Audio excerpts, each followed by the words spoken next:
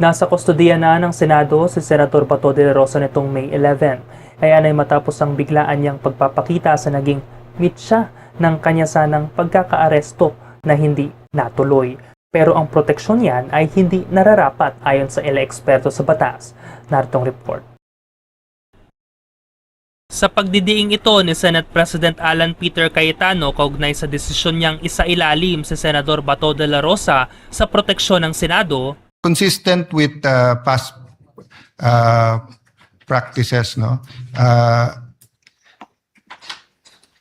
Senator Bato will enjoy the protection of the law and the protection of the Senate in accordance with our rules and with Philippine laws. No? mariin niyang tinutulan ng ilang law experts. Hindi pwedeng kupkupin. Sapagkat wala naman tayong batas, whether sa konstitusyon o sa pangkaraniwang statute, na nagsasabi na ang Senado ay isang fortress na kung saan hindi ka makakapasok kung may uhulihin. Hindi ito yung, hindi ka mukha ng isang embassy ito na wine-waive natin ang jurisdiction, hindi tayo makakapasok.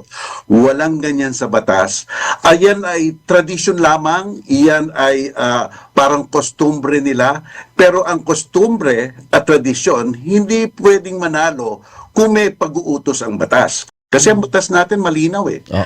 Hindi mo madadakip ang isang senador kung siya ay nasa sesyon at ang parusang ipapataw sa paratang sa kanya ay below 6 years.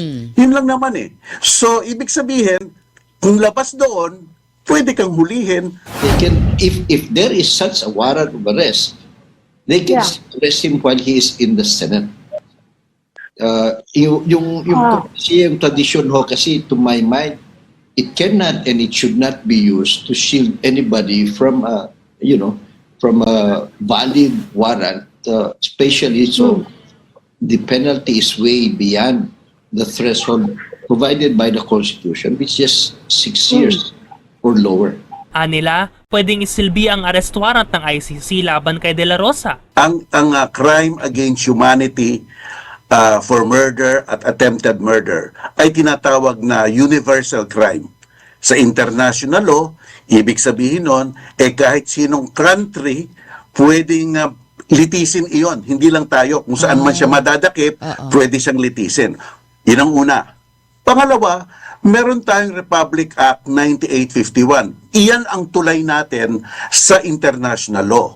Sabi sa 9851, kung ang isang tao ay pinaratanganan o inakusahan ng crime against humanity at may dumidinig ng isang international tribunal, ang ating pamahalaan pwedeng paubaya na sa kanila ang pag-iimbestiga at kung kinakailangan, pwede pang dali ng gobyerno yung tao doon sa tribunal na yon. Pero ang kustodiya ng Senado ay hindi rin nagtagal matapos ang malaaksyong eksenang naganap nitong gabi ng May 13. Si De La Rosa, wala na kasi sa Senado madaling araw matapos ang barilan.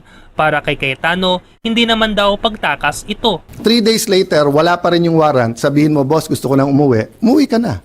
Diba? So that's the reality. Is it the best? I want him to attend each and every session. I want him to be there. I told him last night, Sen Bato, sana you can attend the impeachment. Pero ano nga ba ang turing na ngayon kay Senador Bato? Senator Bato is fugitive from justice. And he should be brought to the ICC to face the charges before him. Brian Carolino,